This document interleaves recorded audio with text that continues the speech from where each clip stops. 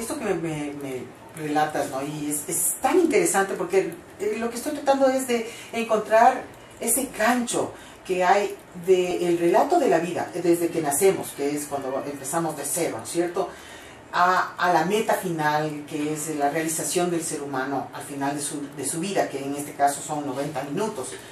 Y que la idea es llegar a la meta de ganar. Y el objetivo del gol, de meter el gol, crea, como tú dices, yo no había pensado en esa sensación de orgasmo, pero creo que tiene una relación muy, muy interesante. Me parece esto genial con esta idea de que es orgasmo, pero también lo que vimos, de llegar a la meta. Llegar a una meta, cuando uno realiza una meta en la vida, es como llenarse de éxtasis, puede ser considerado como un orgasmo. Entonces, yo creo que de alguna manera esto tiene una identificación muy directa con la vida desde 0 a 100, o la vida desde 0 hasta que nacemos hasta que morimos. Las emociones que se mueven en el fútbol, ¿cuáles dirías tú que son las emociones que se mueven en el fútbol? Y su relación con las emociones que se viven en la vida cotidiana. A ver, yo te diría, hay varias cosas, ¿no? Obviamente tú prácticamente desde que naces ya te adhieres a un club a estas alturas. Y si eso no ocurre es porque algo pasa en esa familia. Claro. Entonces, tú ya naces con la camiseta puesta. Es una cosa tan fuerte que eso pasa. Incluso los amigos le regalan al hijo de su amigo, le regalan esa identidad. Hay veces, obviamente, que existe la oveja negra.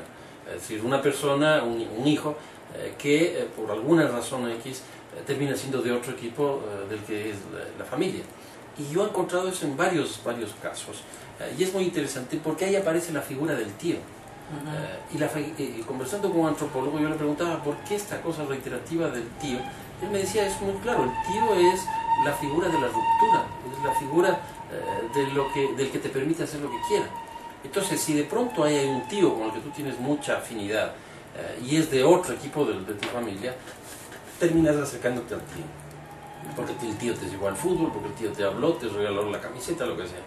Y terminas ahí con esa adhesión. Pero también el fútbol, conforme va evolucionando, te van generando otro tipo de identidades. Los estilos del fútbol, por ejemplo. Eso que Pacho Maturana decía, se juega como se vive. Y yo creo que también se vive como se juega. Tú ves una selección como la italiana, por ejemplo, con el famoso Catenaccio que desde siempre ha tenido. De alguna manera eso te refleja lo que es, o la inglesa, quizás es más claro, eso te refleja lo que es una sociedad altamente industrializada. Entonces te funciona como un reloj, donde el equipo está así. En un caso distinto, vienes tú a América Latina y te encuentras con el Brasil, con Argentina, con nosotros mismos, y no es el reloj, sino es la fantasía, es el engaño. Por ejemplo, la gambeta en Europa no existe, es una pérdida de sentido porque no es eficiente. Y en cambio la gambeta en el caso nuestro sí, porque somos engañadores, y el fútbol es un engaño.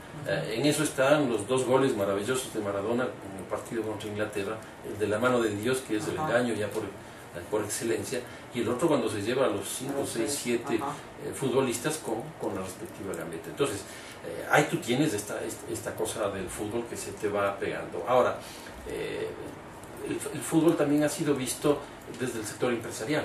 Entonces, antes queríamos que el fútbol se parezca a una empresa. Hoy día queremos que la empresa se parezca al fútbol.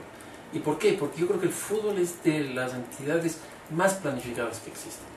Y tienes 4 características que te llevan a la planificación. Uno, lo que es la estrategia. Otro, lo que es la táctica.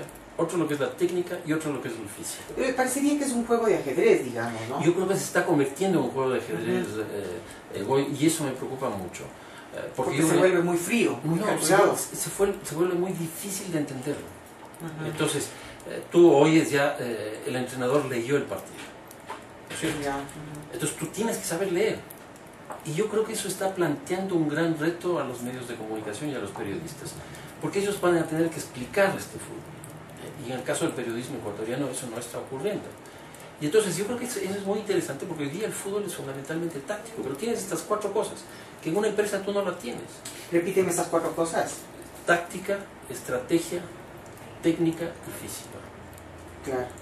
Son las 4 cosas, eso es el fútbol, o sea, es la entidad de planificación por excelencia. Y ahí aparece una frase que a mí me gusta mucho citarle de Alfio Basile, que fue el entrenador de la selección argentina, que él dice más o menos lo siguiente, él dice que él les ubica perfectamente bien a los jugadores en la cancha, sino que viene el árbitro, pita y los jugadores se mueven.